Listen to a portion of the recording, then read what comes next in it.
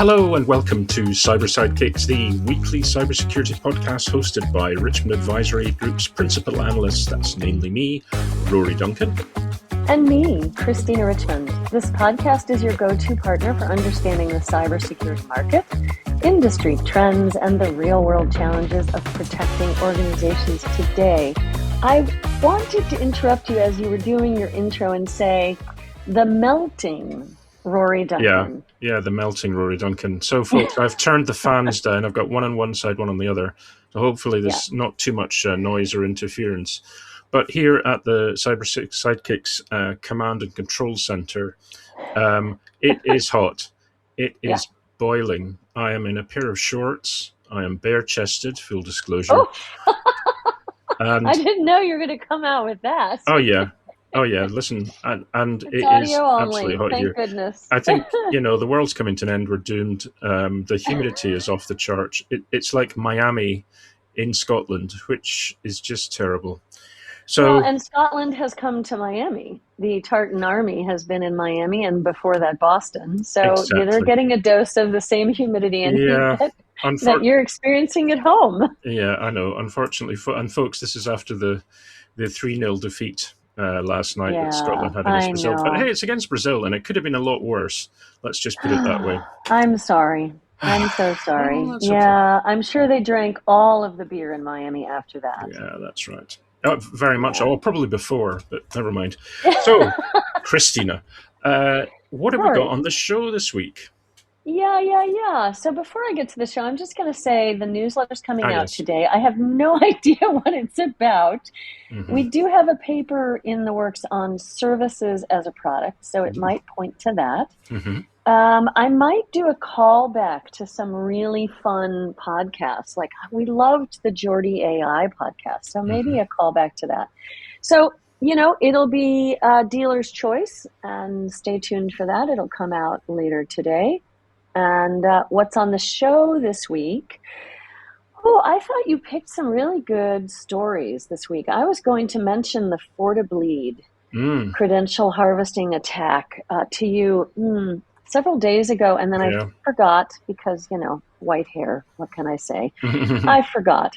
But the other one that you're pointing out is SailPoint's acquisition of Entro, which gets them into the NHI space. So I'm looking forward to us discussing both of those. Yeah, that's right. And we also have a guest this week. This week's guest is Brandon Dobrek, who is the VP of Product at SecurityScorecard. So we look forward to having a chat with him about that.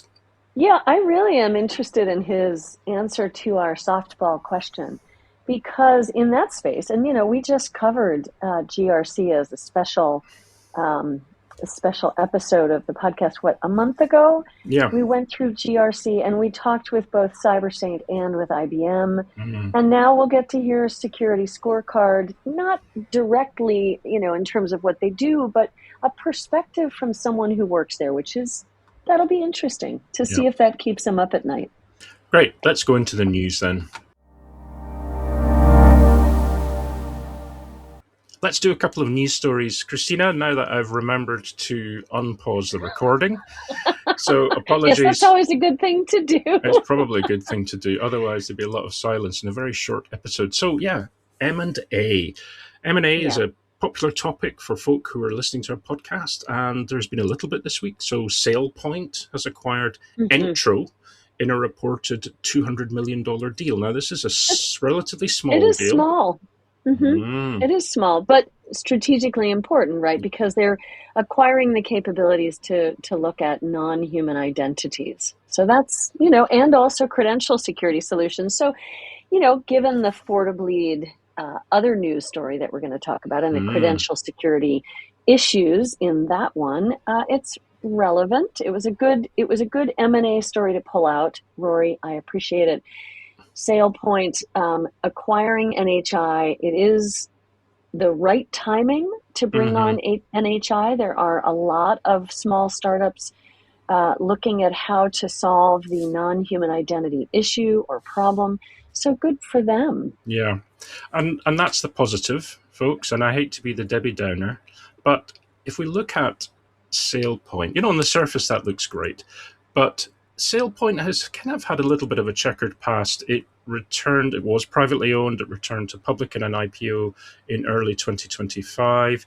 There seemed to be some, positive momentum from its stock, growing investor confidence, but it hasn't been plain sailing since then. If we look at the company, its revenue for financial year 2026 was just over a $1 billion, which is a 24% increase year over year. Yeah, that's pretty good. The company's been around since 2005. Yeah, unfortunately, its stock price has declined 45% over the last year. And if we look at the last 5 years, it's down 47%. And you might think, well, what the heck is going on? Unfortunately, its Q1 2027 earnings report highlighted things like decelerating growth forecasts. Some of the firms like Scotiabank and RBC Capital had, called their price targets lower. Issues with unprofitability, and then there was a bunch of insider share sales by their CEO, Mark McLean. So it doesn't sound good. Those last two things really worry me. And the number that Mr. McLean sold was 341,000 shares. That is big. And the unprofitability, there's something amiss. Something is not working. The other thing I would look at is that in their series of acquisitions that they've had over the last 11 years, they've made 9. They've been chasing the market a bit, I think. What do you think, Rory? Yeah, they have. I think you used a good expression in our first recording of this. It wasn't recording, which was they've spent quite a lot of money on chasing the puck. I think that's a good expression. In other words, they spent well over $400 million since 2015 buying a bunch of little companies, for real-time ITDR, for PAM, for SaaS governance. But I think you put it quite well when you said that they seem to be buying things after the point when they should have bought them. In other words, they should have made those investments earlier in the cycle of the development of those of that technology, right? Yeah, when you're buying cloud access governance in 2019, you've missed it by about a decade. Yeah. When you're buying PAM capabilities in 2023, why did you decide to get into PAM in 2023 when it was something that companies were looking at a decade earlier or longer? It could be strategic that they did it that way. I would say the reason why I said it's right timing for NHI is because it's current today and necessary today. So it's very possible that Entro is hitting the puck at the right time, to continue that metaphor. Yeah. So here's sort of my net. I hope they're getting the engine running. I hope that they are integrating well with Entro as they bring that in, and that they will see profitability as they go forward. My concern or thinking is that they might be setting themselves up for possible acquisition. Right. And I said this in our earlier chat, right, that when you see all of the pieces falling into place that we're seeing, the stock price decline it's persistent over 5 years, the unprofitability, the small acquisitions that were kind of throwing money after the fact, trying to join a market when they should have joined it earlier, in my opinion. Sometimes they're trying to modernize and look like a company that has everything running smoothly and has everything they need today in order to be sold. My concern is that a Palo Alto has just bought CyberArk, and others like CrowdStrike have bought Identity. SailPoint is not yet in the position to be acquired, and who's left to do the acquiring? I don't know. Yeah. We'll see.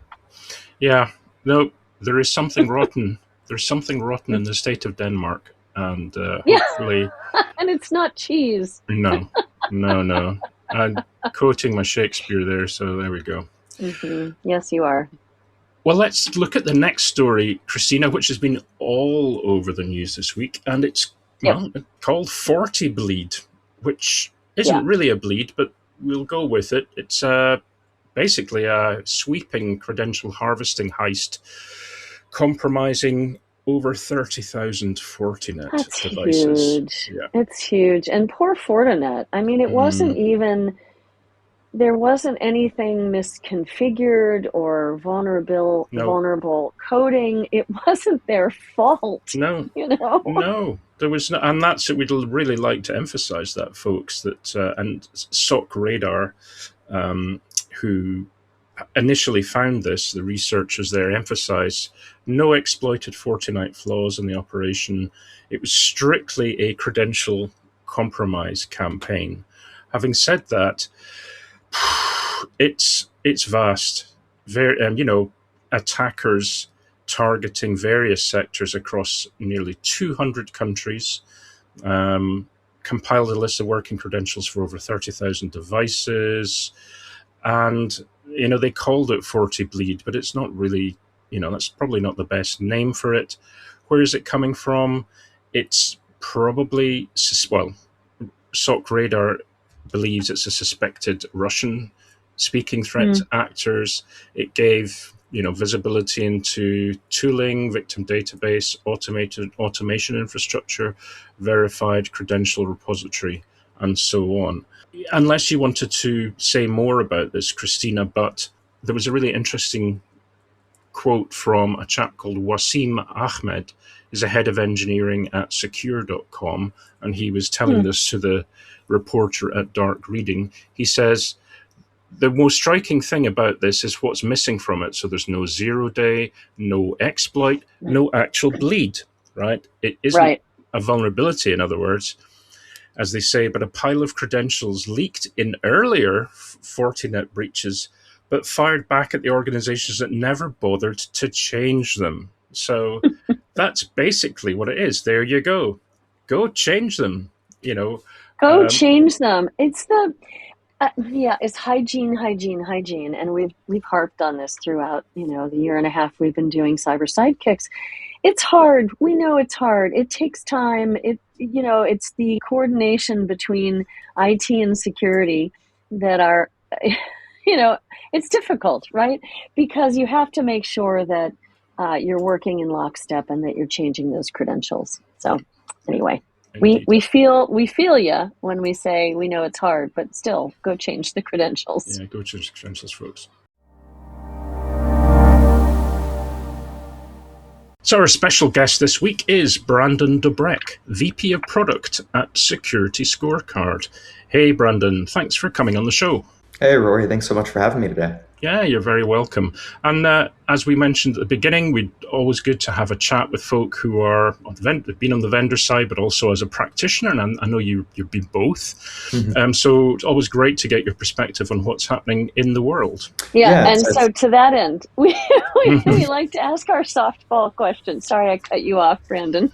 But we love to jump in with, just what keeps you up at night. And it could be, we had one person say, well, my 3-month-old. They're like, oh, okay, we're going to talk babies in this episode. Yeah, and I usually end up talking about my cats at some point because they're a threat to lots of things. So yeah, they are. So what's on your mind? At some point here, I will talk about my dog, so we can go into that one as well. Oh, perfect. But and honestly, and heavily framed by what I'm doing and what I'm seeing of the world right now. But third-party risk has been the big thing, or supply chain risk has been the big thing keeping me up at night lately. And the latest version of Verizon DBIR came out a couple weeks ago. Yeah. Is one of my favorites, and was one of those ones where yet again, breaches from third-party risk doubled year over year, right? Mm-hmm. I guess it was a 60% jump, but breaches went up so much that it was effectively doubling. And it seems like every week there's an attack coming through, targeting enterprises through their vendors and through their supply chain. So yeah, that's been my recent nightmare. I think to frame it historically, I always go back to 2014. Mm-hmm. And I know you know what I'm talking about when, there was an attack at a very large American retailer into their POS system through their HVAC. Yeah. And that, to me, was the first real eye-opening across the industry of why your suppliers matter, why looking at their risk posture matters. Mm-hmm. Right? It's funny, actually. I have this conversation all the time, and I use that exact story. I'm like, hey, 12 years ago, it blew our minds. right? Like I can't speak for you. Like I was like, this is the most interesting, coolest thing. And now I'm like numb to it because it just keeps happening. It's got to the stage now where, and I know I've talked a lot about this, we've covered this in the show quite a bit, Brandon, some of the big supply chain infiltrations that have happened, like Jaguar Land Rover, for instance, in the UK. I'm sure you probably were aware of that. We covered that when it happened last year. The implications are unbelievable. In that case, it was a 1.6 billion loan they had to get from the UK government, who can't really afford that, as you probably know, now that we're on our 7th Prime Minister in 10 years. We don't have that kind of money. But what do you think are the kind of causes? I mean, we have at least a good idea of what's behind that, but where is this coming from, the development of this increase in third-party risk? Well, it's these environments, these tools, etc., are often one they're like horizontally exploding massively, right? I have somebody who I was talking to who was like, hey, we went from 10,000 vendors to almost 80,000 vendors in a 5-year period. Wow. And the resourcing of the teams is not keeping up, right?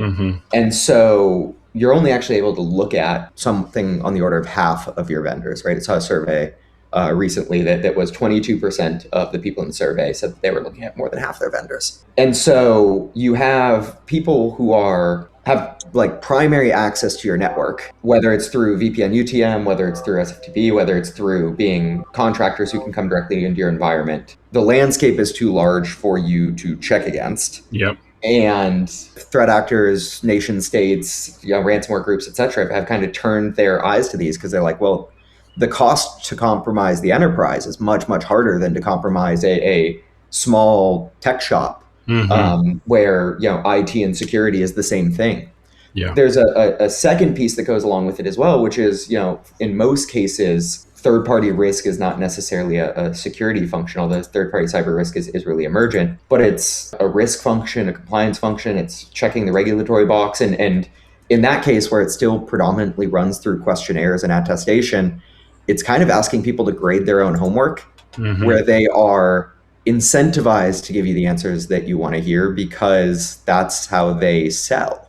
And so there's like this confluence of the size of the attack surface, the depth of tooling and control you have over the environment, and the fact that it runs through spreadsheets and questionnaires and things like that are creating a landscape for compromise. Yeah. That was one of the best explanations I've heard, Brandon, of the challenges around supply chain management. You brought in so many different pieces, and the one that I especially like at the moment is that it's not a security function or hasn't historically been a security function. Definitely has a security implication. Yeah. And so what would you say is the biggest pain point? You've called out how the third-party vendor wants to give you, the right answer in order to get the business with you. That was a wonderful thing to call out. But if they could be transparent and honest for the benefit of all, how do we make it easy for them to do that? What are some of the advances in risk management and TPRM especially that might help these smaller vendors onboard in a way that is transparent and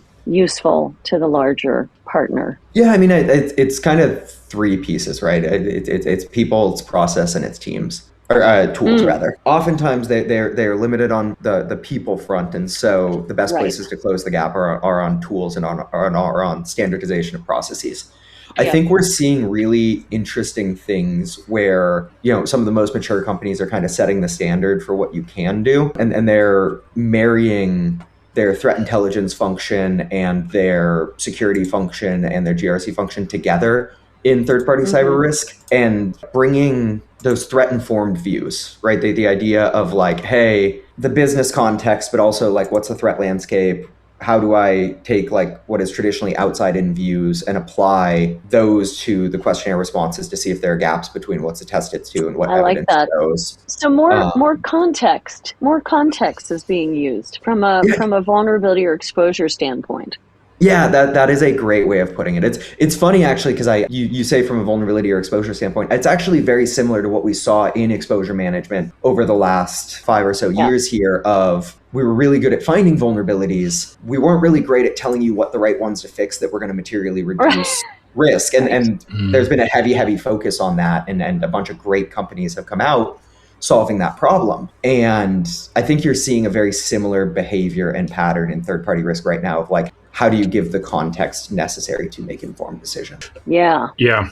One of the things that had been on my mind relating to that, and I know after some of the attacks from last year on the retail, automotive side and whatever, one of the questions that tends to come up as well, why not just have zero access to our network at all for anybody, which obviously just couldn't work, because how on earth do you work with that? But some of the larger of the network providers or the network service providers would say, well, it should only be done on a specific application use or an app pool or call request or whatever.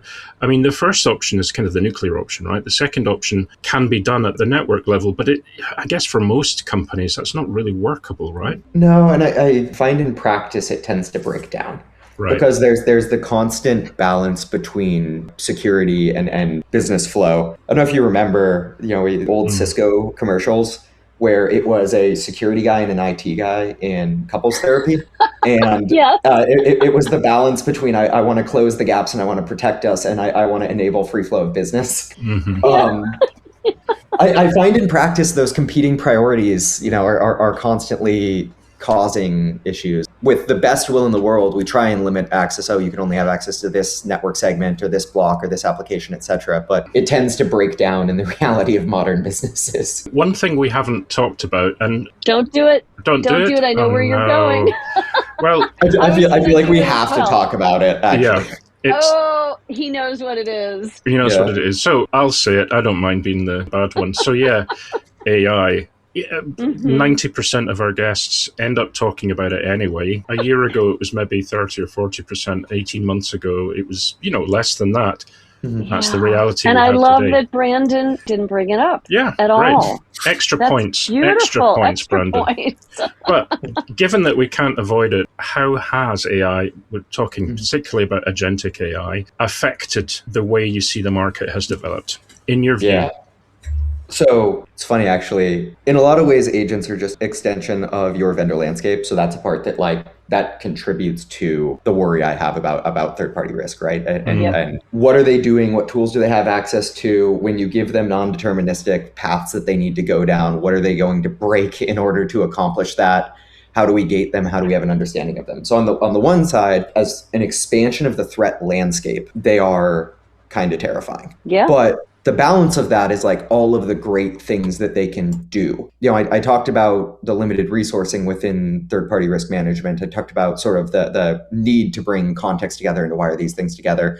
Like that's where the application of agents swarm and handle rote capabilities for you or specialized capabilities for you, honestly. Like, is it highly time consuming? Is it highly repetitive? Does it have a knowledge gap? Those are all cases where you can apply agents to fix things for you. I'll also say, you got to talk about it. It's the flip side of this is mythos, right? And mythos rather. And what does this look like in a post-mythos world? And it's a lot of the same problems that we've traditionally had, right? It condenses the time to compromise, it condenses the time to discovery, and it scales the number of things that we've discovered. Yep. And the only way that we really keep up with that rate of expanded attack surface, expanded coverage, et cetera, is through the judicious application of AI as a means to combat it. And so, I think on both sides, it's really interesting, right? Like what it means from an attack surface standpoint, but also how we can arm defenders through it to actually try and keep up with the problems that are in it, try and help them handle the stuff that is handleable. That way people can focus on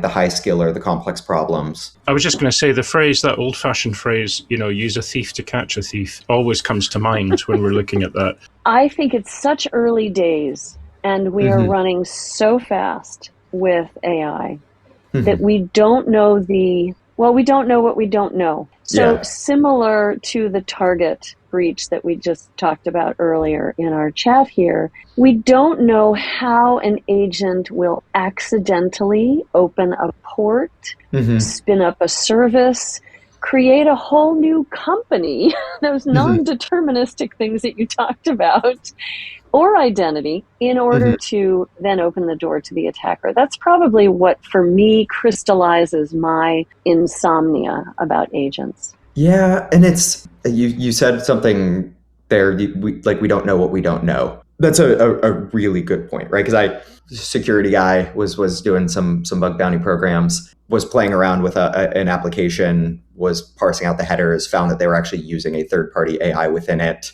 Like, okay, how are they actually doing this? Turns out that it was not well protected or well authenticated, was able to cross-authenticate to it. Then you start pinging it and going, okay, like what tools actually within this application does it have access to? What can it do? How can it do it? And don't know that the folks who were using the tool or configuring the tool sort of had that full view. That's the scary part. Yeah, those unknown unknowns are where that is the scary part. And like just the overall landscape as well, right? Like the way that I see AI, the way that my team uses it, the way that people in the broader market use it is wildly different today than it was 6 months ago, and no idea where it's going to be 6 months from now. Exactly. Well, I think we've covered everything we could cover. And so we could probably keep talking for another hour and a half. Brandon, it's been really fun to chat with you. And in the interest of time, we will go ahead and thank you so much for your time and joining us. And it was a really interesting discussion. And please come back and visit us again. Yeah, thank you so much again for having me. It was a lot of fun. Great.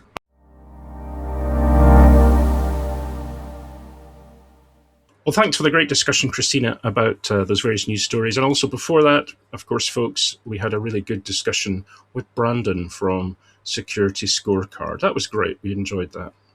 Yeah, it was lovely. Thank you so much again, Brandon, for coming on. You know, it's always good to get a little dose of IT and security therapy, which he talked about. Mm-hmm. So that's one to that's one to review in our organizations. How are they getting along? Yeah, exactly. So then we should probably wrap the show, Christina. What do we have on next week? Yeah. Well, you know, we've had all of these discussions about Project Glasswing and Daybreak. And so we've invited Jayesh Kamat, who is the global competency leader in the application security group at IBM, to come chat with us about why do we need these projects with Anthropic or OpenAI? And why would a company like IBM jump into these projects to look at Mythos or the more advanced models that are coming out? And then also how application security services can help. And so he's going to educate us and our listeners about the why and wherefore of these, you know, these crazy new capabilities that Mythos brings to bear and others, and why we need to be ready for them and how we get ourselves prepared. Yeah. So that'll be interesting. Stay tuned for that. Definitely. Very hot topic. Very much people are still talking about it. I know some people have said, oh, well, you know, Mythos, frontier rules, blah, blah, blah, blah, blah. But actually, the reality is it is still an important topic that we must talk about. So, yeah, we must. That's for next week. And if you folks would like to get in touch with us, we'd very much like to hear from you. You can get in touch with us through email. So that would be through me, Rory, at richmondadvisorygroup.com, or... Yeah, and you can find me at Christina at richmondadvisorygroup.com, or if you just want to talk to our bots, you can email info at richmondadvisorygroup.com. Great. Thanks, folks. Appreciate you joining us, and we hope you can tune in again next week. Bye-bye. Bye-bye.